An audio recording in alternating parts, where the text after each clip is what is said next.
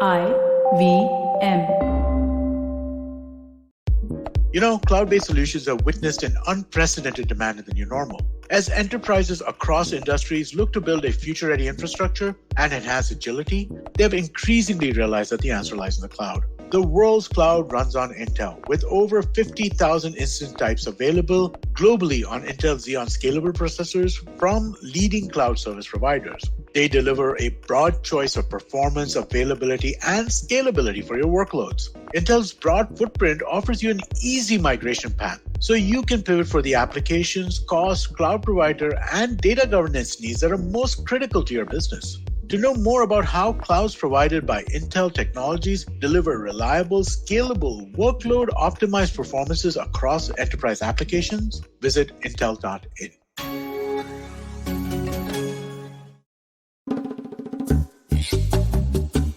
Shunya One is brought to you by Intel. Performance made flexible. That's how wonderful gets done. Hey everybody, welcome to episode 158 of Shunya One. We have a really interesting conversation in front of us. We speak to Rhythm Gupta. He is the CPO and co-founder at Easy Eat. Now, Easy Eat's a really interesting company in the sense that their operations, i.e. their development and such, is based out of India, but their actual market, the market that they're trying to serve, is Southeast Asia. And so it's interesting to kind of understand how food tech is evolving in a different market and what lessons they've learned from here and what lessons we have to learn in India from there. So let's take a quick break and we'll come back right after this for our conversation with Rhythm Gupta of Easy Eat. Hey Amit, really appreciate you pointing out those Intel case studies. There's some truly incredible stuff going on there. Yeah, what'd you come across? Well, it's a rabbit hole. So, remember we were talking about water utilities last week. Mm-hmm. And, while I'm an engineer, although mostly electrical and computers, I've always been fascinated about pretty much everything else. So stuff like how fluids worked. So anyway, I looked a lot more into that. I came across this incredible project Intel worked on with Google and NASA. Wow, really? What impressed you so much about it? Well, it's how they use the cloud and AI together to solve a really tough problem, as always, right? So one of the challenges with, let's say, predictive models is getting your data set correct. So a lot of data we have is really, really old, like written down in notebooks old. What Intel, Google, and NASA did is first, they set up this instance on GCP with around 960 gigabytes of RAM. 960, not 64, not 96, 960. Yes. And dude, that's not even the most impressive part. The way they use this, to set up a system that can predict what kind of conditions lead to floods in the most vulnerable areas. That's what's impressive. Yeah, I definitely do need to check this out. It's on the Intel site? Yes. You can go to intel.in, read up on this, and of course, a bunch of other case studies. Hey, Rhythm, welcome to the show. How are you doing? Hey, Shiladitya. Hey, Amit. Thank you for having me here. I'm doing good. How are you guys doing? No, we're doing really well and excited to have you on. Thank you so much. Doing well, yeah. You guys are building an interesting company for finally, after a long time, we're talking to someone who's building something for outside of India, while you are, of course, based over here. So tell us the story. Tell us what your sort of personal journey has been to get to this place, and of course, about Easy Eat. Sure. Thanks, Amit and Shiladitya for having me. So I am from a tier 2 city called Ambala. Have you guys been there? No. I have not. No, I have not either. Have you guys heard about it? Of course, I've heard of it. Heard of it, yes, but Yeah. been there, no. If you were to ask me what state it is in, I might struggle if it's in Punjab or it's in Haryana, but I have heard of it for sure. Yeah. So most people struggle, deciphering that. It's in Haryana, and Okay. so I'm from there. I got All India rank 27 when I was preparing for ITJ, and Wow. I took computer science, because that's what you do when you get such a rank. Yeah. But as soon as I got into IT, I was super confused on what I wanted to do, because I for sure never wanted to do engineering per se. Most people get into IT. Studied really hard for it, of course. Yeah, because it's a prestige thing, Correct. right? And it's hard to do, and you have limited options if you love maths and science. So I got into it. I was super confused. So I thought that I would not want to have a short-term goal in life now. I would, people around me were thinking of getting a job in fourth year, or what should they do after college. they should go for MBA, IAS, etc. So I sort of backtracked and thought that I should have a 50-year goal. And after much deliberation, going into philosophy and everything, I figured out that the only possible goal that you can have for such a large amount of time is that you need to impact as many people as you can. And I was feeling a bit privileged being in IT, etc. as well. So I realized that it's not possible through a job or anything incremental. So they were figured out that entrepreneurship is one way. I could potentially make that happen. So I started, learning about how can I be an entrepreneur in year 2. I learned coding. I started reading about, what's fundraising, how to do marketing, how to build products, etc. So in 4th year, I dropped out of IT to build a peer-to-peer money exchange. It was called Cebula. We raised, a couple of $100,000 from our seniors and friends from IT. But we ran it for 6 to 8 months. It did not succeed. We realized that, we were stupid college students who did not do enough market research to figure out that RBI requires $1 million to give a wallet license, right? So we returned that money back to the investors, worked at a couple of startups of, seniors from IT, and sort of figure out what to do in life next. Got back to IT again because we realized it was the most talent-dense space. And when you are in IT, in that hostel, you feel like you can win the world, right? It's a very ambitious place to be. Right. So went there, but we were always reaching out to people, founders here and there, what can we help with, etc. So one person out of that was the founder of FitG. He's also an IT Delhi senior. He graduated in 1992 and built FitG as a brand. I wanted to do something in education, and he was also setting up his tech arm there. So we connected. I started working with him to build this company. I think I was the first product guy there, and within a year we started expanding. I became the product head. I learned everything there is to, you need to build a business, from marketing to sales to finance, every function possible, basically, how to hire a team, how to, look for problem statements, etc.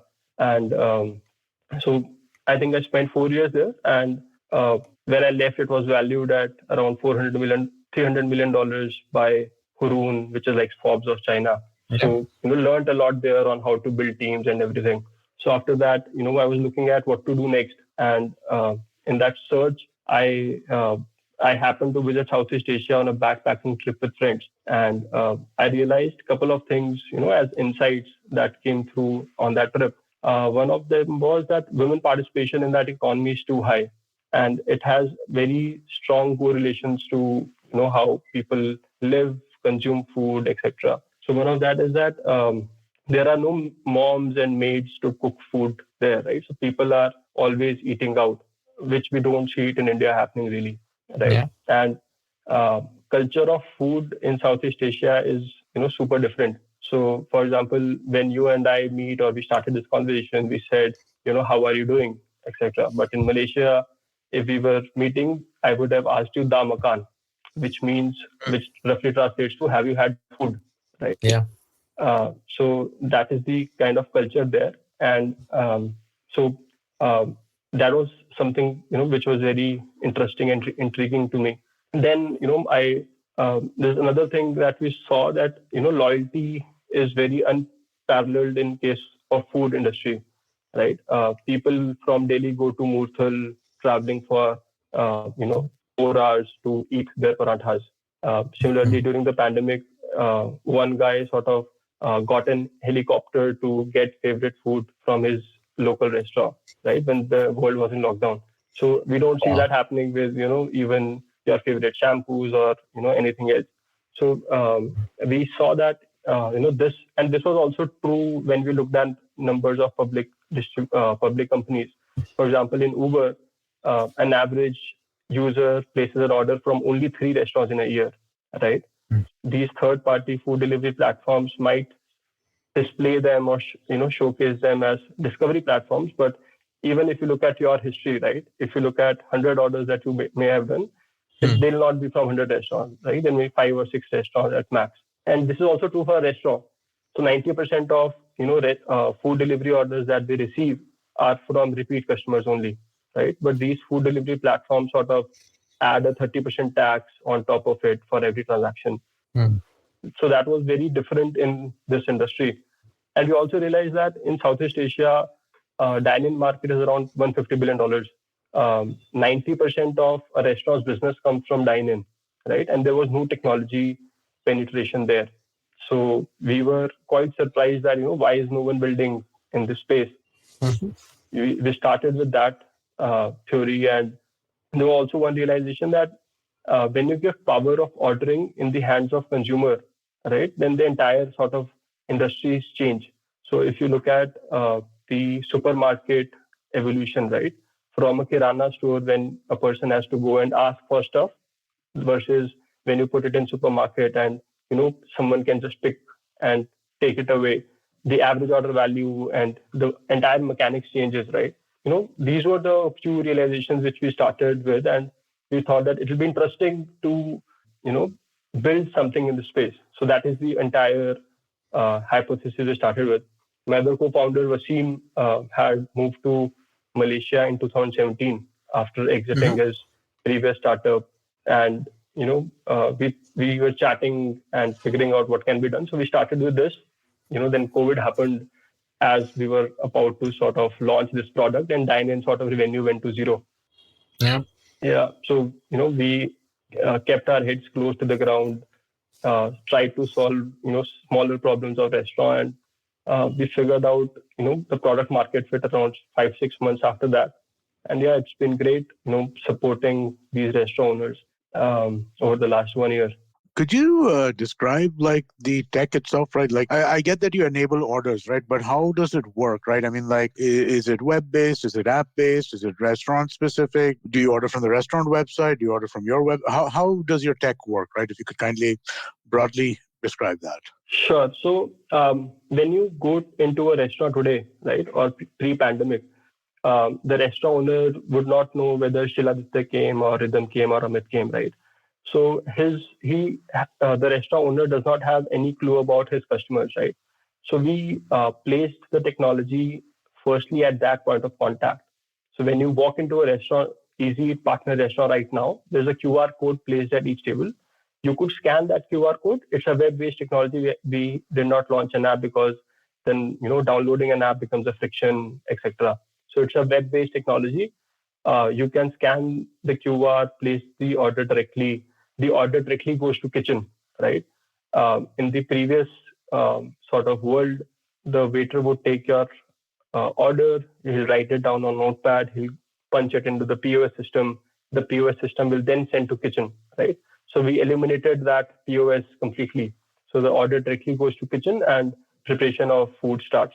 Right now, when the customer goes home, he can still order that from his favorite restaurant. He gets a link on his SMS and WhatsApp, and he can order the food from his phone, and the food delivery sort of comes.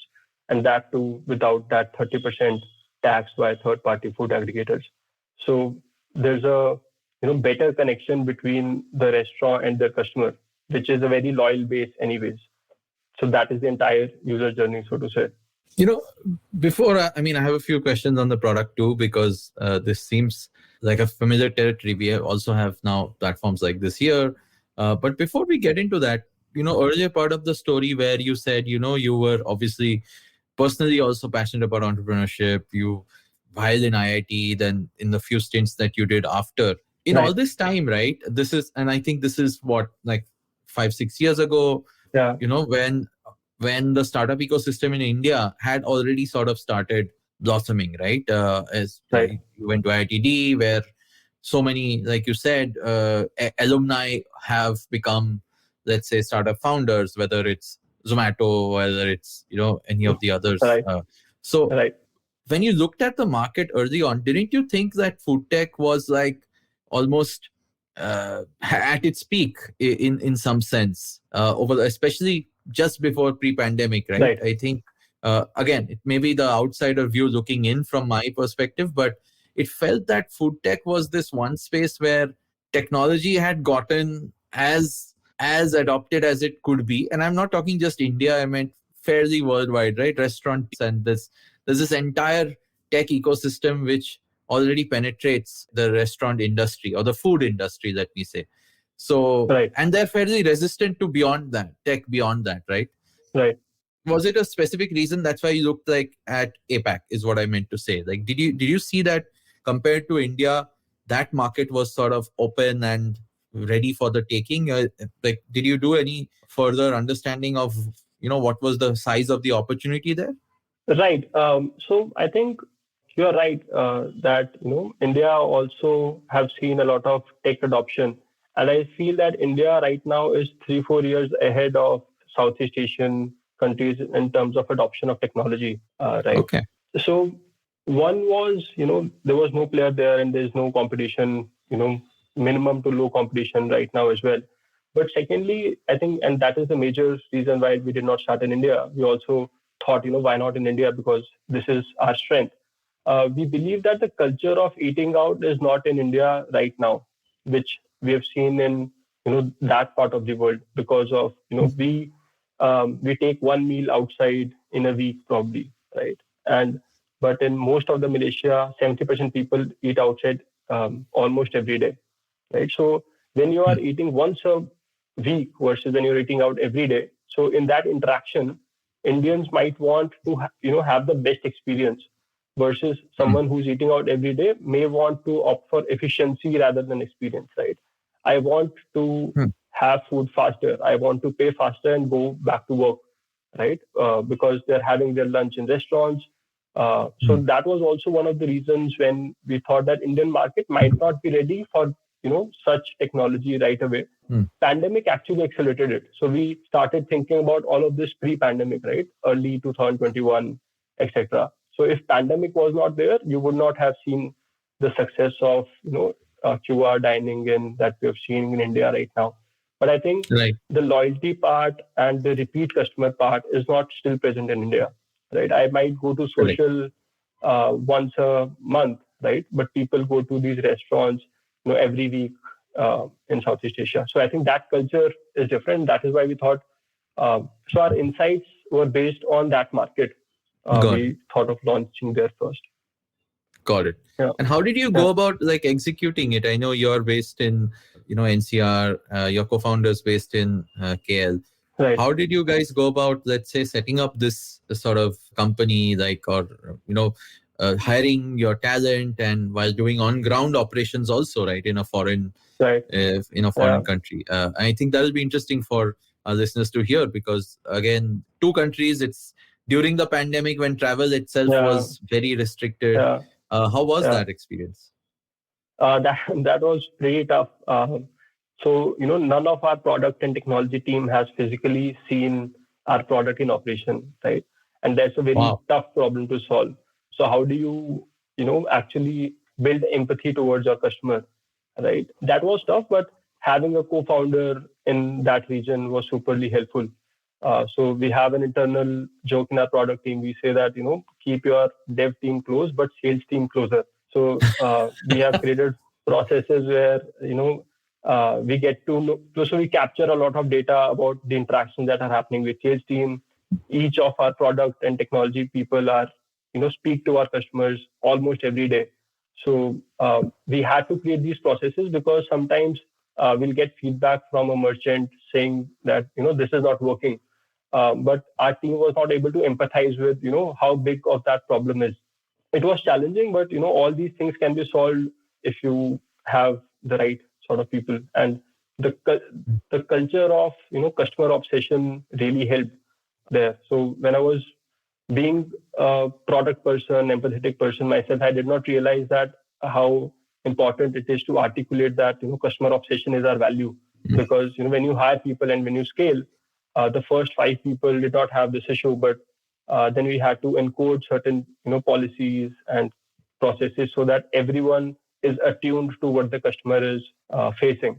So we also had to teach a lot of these culture values, the differences between, Southeast Asian culture and Indian culture and stuff like that. So it was tough, but How did you do that? That sounds like a fascinating problem. Like, what kind of sessions do you do? What kind of learnings do you get out of that? That sounds really like an interesting thing to deal with. That was pretty challenging. One of the things is that every person, has to talk with our end consumers, the restaurant owners and end consumers sort of every week, right? And we have, on the basis of that, and we capture each that interaction that's video recorded, and the notes are made on a Notion doc and circulated to each team member.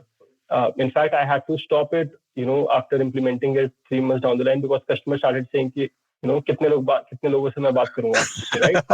How many people will I speak to? Yeah, so right. we had to curb it down a bit, but that is the only way, you can learn about this. And then sales people and onboarding people, you need to get in touch with them every day. So we have daily calls with sales, onboarding teams where, it might feel wasteful to some that, why is, everyone in this call?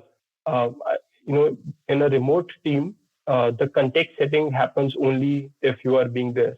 So we have freshers who have never worked on products, right? How will they know and how will they appreciate the culture there? Or how will they appreciate the problem that a restaurant owner is facing? So having, young people in the call, listening to complaints by the onboarding people, the restaurant, the customer themselves, sort of helps build that empathy. Nice. So, all of this, what you just explained sounds amazing, that you have like a remote team, which is tech in India, product in India, the entire, the technology side in India with sales on the ground. How have you seen your sort of growth in the past? You said you got product market fit in some 6 months odd since launching. So it's been a year since then. Has growth sort of been predictable for you on the field? Has the continued pandemic affected your, roadmap? Like, have you pivoted in between to something else, or has it gone as you predicted, basically? Right.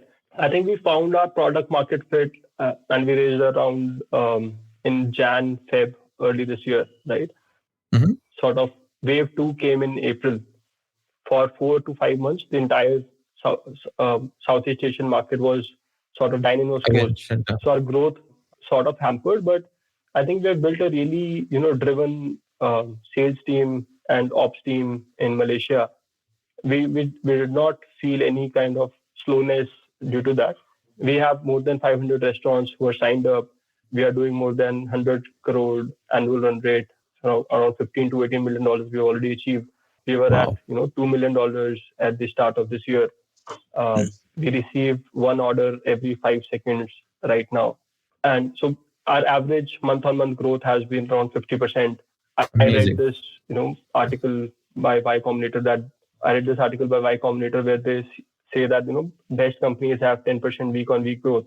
So that, sort of hit me very hard. And our internal, every team sort of keeps their targets in such a way that, how are we increasing 10% from last week? So, and when every team sort of does that, the overall organization keeps increasing and meeting their objectives. Yeah. Amazing. Rhythm, I have to get into, the product and tech side of things, because like I said, I've personally, worked on a few of these things myself, I think way early. So I'm keen to understand a little bit more. But before we do that, let's take a quick short break and come back and talk to you. Your computer can be compromised in many ways, and all cyber attacks ultimately affect your files and apps by accessing everything that's on your PC. Intel vPro keeps you safe from cyber attacks using the Intel Hardware Shield, which has 3 groups of capabilities. First, advanced threat protection, quickly detecting issues like ransomware and crypto mining. Second, below the OS security, identifying unauthorized changes to hardware.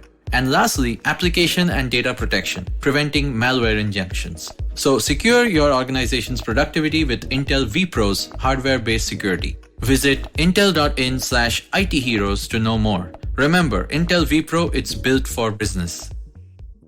$100. That's all it takes to begin your journey with Bitcoin and Ethereum. No, really. With CoinSwitch, you can start investing in over 100 cryptocurrencies with just 100 rupees. On top of that, there are 0 charges for deposits and withdrawals, so you can trade, buy, sell, however and whenever you want. All of this, plus their extremely intuitive interface, makes CoinSwitch the perfect app for beginners in the crypto space. But don't take my word for it. Just download CoinSwitch for free and try it out for yourself. If you'd like more information on cryptocurrencies, tune into a show about crypto with me, Rohan Joshi, my new adventure on IVM Podcasts. CoinSwitch, kuch to badlega. Hey, welcome back, everyone.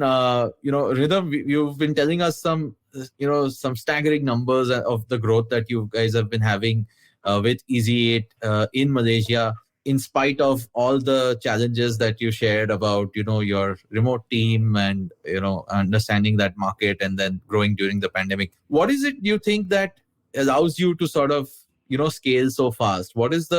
Is it just the QR and ordering tech? Is it just the fact that the market was sort of waiting for this sort of a product? Is there some other secret sauce that you guys have discovered while, building this on the field? I mean, do you not see competition from the food aggregators? How do you counter that? How do you make it valuable for the restaurant to continue to use you versus, someone else? And of course, you also mentioned that you're, scaling your revenues. So it will be, I'm curious to understand even that aspect of the business. Right. Great questions, Shiladitya. So I think businesses in this category made this, mistake, or, their entire pitch was to a restaurant owner that, I'll come and digitize your operations. I'll come and digitize your this, your that. But if you look at fundamentally, the restaurant owner literally does not care about all of this. Their main focus is, how can you help me increase my revenue? Even, if you say that I'll help you cut costs, etc., they really don't care, right? So we had to build a product which actually helps them do that. So the QR technology, what it enables is, we were also shocked when we saw the numbers, and that is sort of gave us the insight on, what's working beneath the surface. So we saw that, people who order using QR order around 19% more items. Their average order value is around 30% higher than versus when you order through a waiter.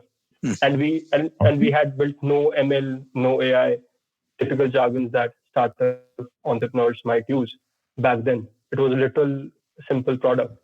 So when we, and we were shocked when that data came out. I asked my team to double check the data because, we had literally done nothing. So when we delved deeper, we saw that, and we spoke to customers, we spoke to waiters, we spoke to restaurant owners that, why do you think this might be happening? So a couple of very interesting reasons came around, and I'm a sucker for insights. So I'm sure you'll find it interesting as well. So one of the reasons was that size of menu in restaurants is too large. When there's food served on the table, the menu is generally taken away. So what that does is it adds friction when, you have to order again. But because when you'll order again, you'll have to, look for waiter, you'll have to wave towards them. You have to, figure out, has the waiter seen you waving hand? Then he'll come, he'll ask you what happened. You'll ask for menu, you bring back the menu again, and crazy, then you'll order again. Right? Efficient. I'll just confirm this anecdotally, right? Social does this QR ordering now based on your table thing. And I've seen that when I go over there these days, earlier you'd order and then you're done. You don't order a second time. But now you just keep ordering. Okay, you send this. Okay, send this. Okay, send this. It's a lot more. I can absolutely confirm that as being something that I've seen in my own behavior. Exactly, right. And secondly, when you are, let's say, out with your girlfriend or your wife, you see that, the waiter is in a hurry. And you also have to talk to your partner or your friend or your colleague. And you don't want to talk in front of that waiter, right? And waiter has to serve many tables. So you order fast in order so that the waiter goes away. So, but when you are on your phone, you are relaxed and you order very, thoroughly and without any pressure. So you tend to order more as well. So that was the second insight. Psychologically, we found it happening. And the third very interesting thing was that when people are in a group, right? Let's say we 4 or 5 people went through, and we ask, what you'll have. So there are, firstly, there are not enough menus for everyone to see. There are 2 or 3 people who will have the menu, and if the first person says that probably I'll have latte, and then everyone else will say, do the same for me as well. Same for me, right? But when you are scanning the QR code and each person can scan, right? So we have built a technology in such a way that you do not need to share pin codes, etc. We figure out that you are on the same table through location and links, etc.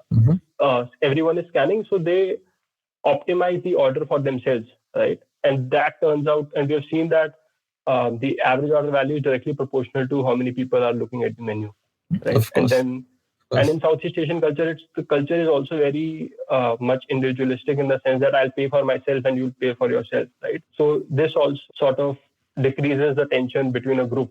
So we've seen these minor things helping the restaurant increase revenue. And then when these customers go back to home and then they order delivery again, they don't have to pay that 30% tax, the food delivery aggregator tax, because if you look at the business model of these third-party delivery companies, the majority of expenses come from marketing and acquiring these customers. But in our case, we don't have to spend money to acquire these customers, right? So our cost of servicing these delivery orders are way less than the cost of servicing for these guys. So because there are already people who have you've onboarded at the restaurant. Sure. So when you look at the entire, and there are many more things which are happening behind the scenes. There's upselling. There's now we have also started doing recommendations based on AI ML. So when we see the combination of all of this and the average ROI of any restaurant, the median ROI is around 1,500 to 2,000%. So it's a no-brainer for a restaurant to not use the product. Like 100% of restaurants who've used our technology for more than 1 month, they've been ROI positive. Wow. So they earn more than they pay you, basically, is what you're saying. Exactly. So we capture very little value than we provide, right? And I think that has helped in the organic growth and the product market fit. So I had a question. I mean, it kind of relates to what you're talking about here, right? In the sense that you mentioned how a big chunk of food delivery apps expenses are in the marketing space, right? In your case, marketing is not required because it's the restaurant that's promoting this, right? But how does that happen, right? I mean, if let's say I want to order from restaurant A, which is in my neighborhood, they will send me a link, or I will go to I'll go to your website to get the menu. How does the menu get to the customer? And then following on from that as well, right? Payment is done on your app, right? Itself, right. For the final this. Yeah. So delivery is done by who? The restaurant is the one who actually executes on the delivery, or do you have the way Swiggy and Zomato over here have like a bunch of riders doing gigs for them? Do you have a similar kind? How does the restaurant fulfill the order? Yeah, super interesting questions, both, Amit. So on the first part, I think we only look at one part of the industry. So if you look at the entire food delivery market, merchant to customer orders, and there's food aggregators to customer orders, right? And some estimates in US say that both are 50-50%. This might not be true in India, but globally this is the case, right? So we are not taking share of that third-party aggregators. A lot of people still message or call the restaurant to order food simply because food on these third-party aggregator apps are costlier. Restaurants mark up their prices by 30-40%, and customers, since they have this loyalty, they call up the restaurant or their WhatsApp message them, or their Instagram or Facebook Messenger message them. So we integrate with all these channels, and instead of sharing the images, asking for payment, confirming payment, sending a rider, all of this is replaced by just one easy eat link, right? So it's and at a very low cost of, let's say, 2%. So then it becomes a no-brainer for the restaurant to do it. And to second part, I think what's happening globally is that we are seeing a lot of hyper-local food delivery or a Dunzo-like companies popping up across the world. And we're also expecting, and this is already happening, that, for example, Amazon Logistics is used by every player in the industry. So we're also seeing to increase the utilization of drivers, these third-party food delivery are sort of creating their own hyper-local delivery companies. And we also partner with these companies to fulfill those orders. Interesting, yeah. So we have a a technology layer on top of all these 4 or 5 partners to ensure that delivery happens in time. So our The average order delivery goes to order, the right order and so on. yeah. So we have around 35 to 38 minutes is the average delivery time on our platform. Okay. Yeah. You find riders in the nearest location. But I'm, the last part of my question was also, and I think you partially answered it, is how you make money. You said yourself that you're capturing very little of the value that you're delivering, obviously. But have you so far experimented with a few ways of doing this? Are you also taking the sort of cut of order value? Are you doing like a licensed SaaS model? What are you guys? Yeah, so we are on a pay per transaction kind of a model.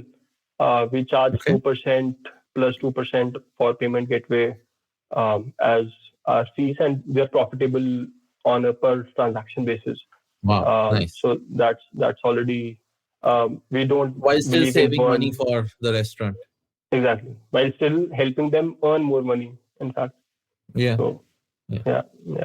And this is again something they just did not have, right? Again, I know I'm repeating that point. It's like while there were other tech vendors, right, providing platforms like this, similar platforms. Obviously, the aggregators were around. What is it that they make it they prefer to work with you for? Is it specifically this pricing model? Is it the tech? Do you also, I know you promise them better, more orders, more revenue, but is it because unlike the aggregators, you don't say that I have all the customers and hence you should be with me? So what is it that you say as the main value proposition? So the main value prop is, building that connect with your customer, right? And translate, and sort of we help them get more revenue from these customers again and again. So for example, we recently... They can market to the customers on their own. Right. So for example, the biggest piece missing was that in the entire industry, the restaurant did not know who my customers are. Right. So I think as the business model innovation, what we have done is we have brought the customer into the picture. And when you bring that, you unlock a lot of ways to, you find a lot of ways to unlock value. So for example, last month we launched a feature called loyalty cashback, right? So if you go into a restaurant and you have placed an order using that QR scanning method, you'll get certain percentage, 5%, 10% cashback in your wallet. And the next time you'll come, you can spend that, right? Pretty easy, basic feature, right? But just by doing that, we have seen around 20% increase in restaurant revenue, which was not possible through any other technology. Even if they would have implemented physical cards, then distributing physical cards become a problem. People do not carry them everywhere and stuff like that, right? So I think the biggest value add that we're doing is bringing another stakeholder into the customer sort of ecosystem and unlocking more additional value using that. And from a customer perspective, it also adds a lot of convenience. So when I'm ordering for delivery, I can I have to pay cheaper versus these third-party food delivery apps, right? For some restaurants using this, we've become the second largest food delivery player for those restaurants, in fact, right? Wow. So a lot of value gets unlocked there.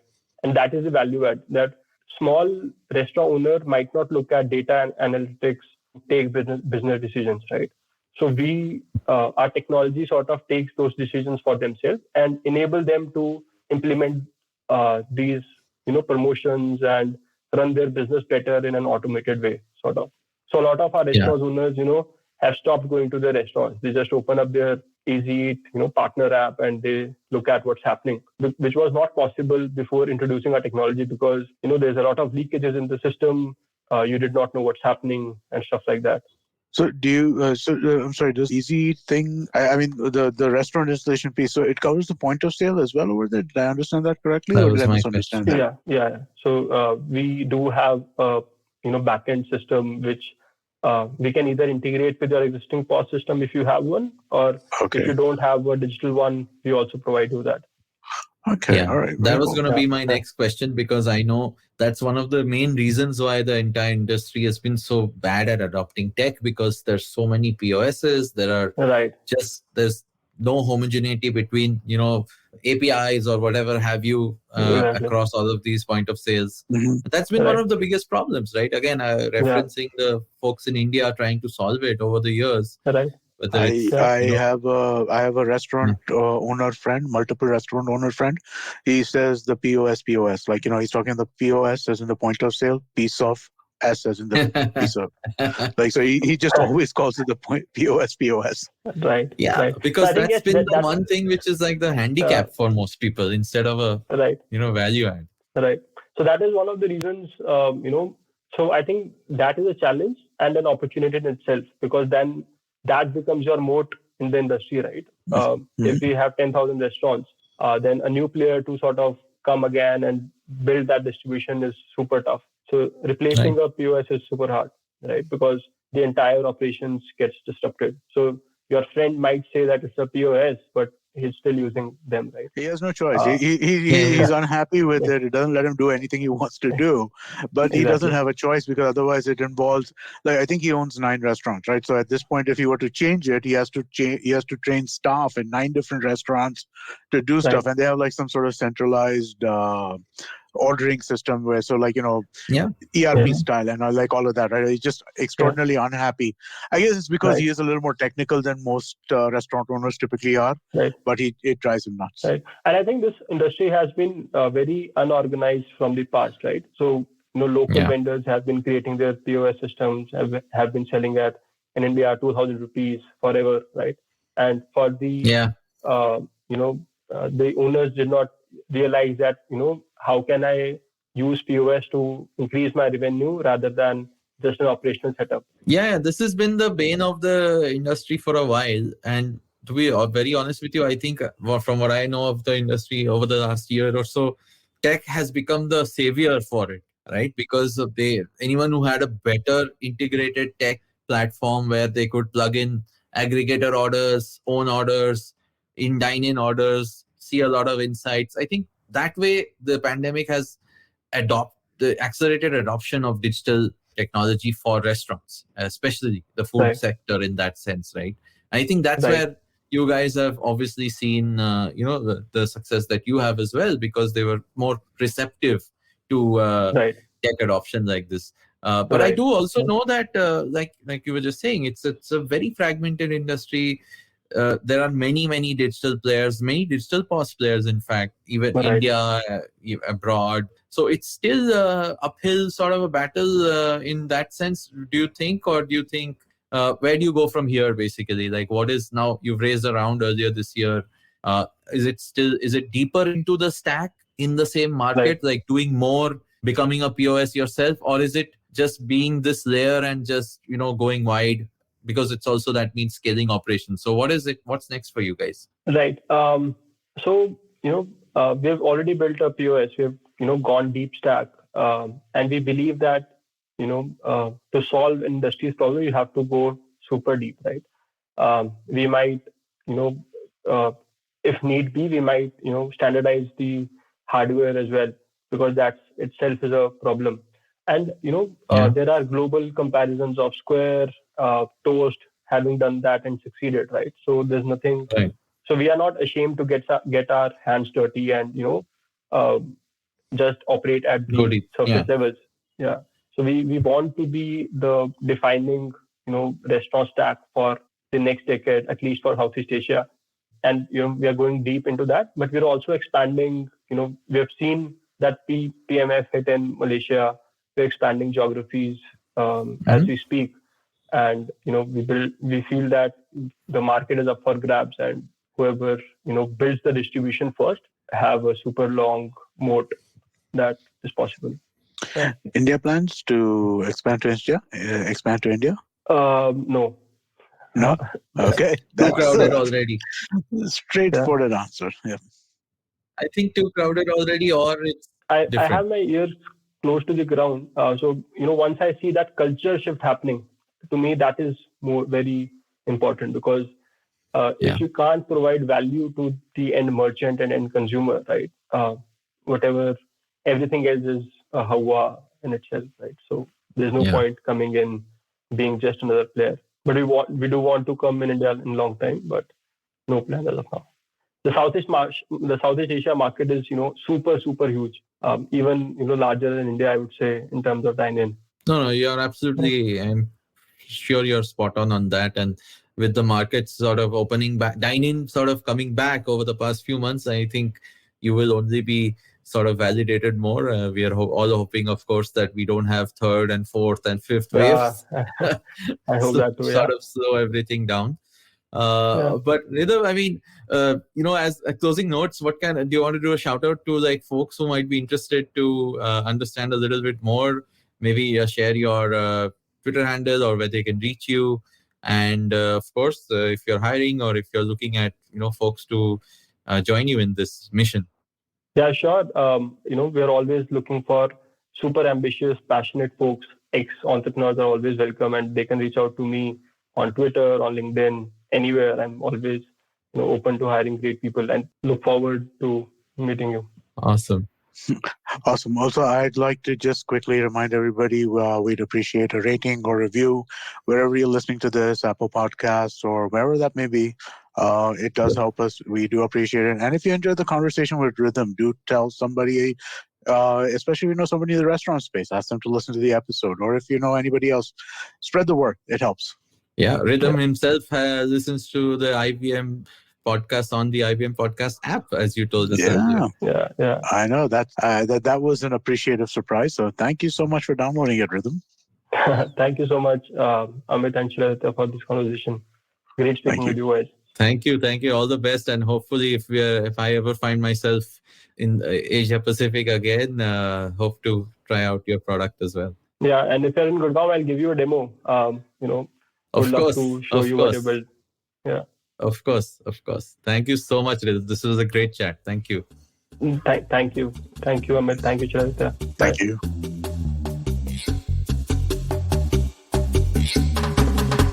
Shunya One is brought to you by Intel. Performance made flexible.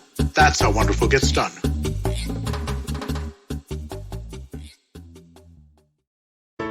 Hey everybody, it's been another great week on the IBM Podcast Network. On Cyrus Says, Cyrus is joined by Prachi Gangwani, author of the new book Dear Men, Masculinity and Modern Love in Me Too India. They discuss some of the common experiences that women face in relationships, what problems men experience in today's heterosexual relationships, couple dynamics, and a whole lot more. On the Filter Coffee podcast, Karthik asks independent filmmaker and producer Radhika Lavu about the revolutionary changes in the regional content industry. Want to break out of the habit of people-pleasing? On Say No to Drama, Chetna talks about how to say no and stand your ground. All Things Policy discusses the barriers women face in creating and accessing social networks. And on Naan Curry, Sadaf and Archit explore India's favorite cheese, paneer, and its multiple origin stories. Do follow us on social media. We're IVM Podcast on Twitter, Facebook, Instagram, and LinkedIn. Also, do remember, go check out our website, ivmpodcast.com/YouTube, to get a list of all of our YouTube channels. And remember, if you're enjoying this show or any of our other shows for that matter, please do tell a friend.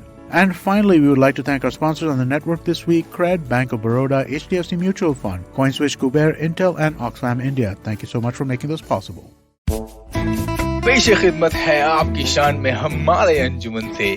Hi, I am Sadaf. And I'm Archit. खाने का इतिहास, economics, policy, psychology, सब है menu पे. Only on the Naan Curry podcast every Wednesday, सिर्फ IVM podcast app या website पर, या फिर जहां से भी आप अपने पॉडकास्ट सुनते हो.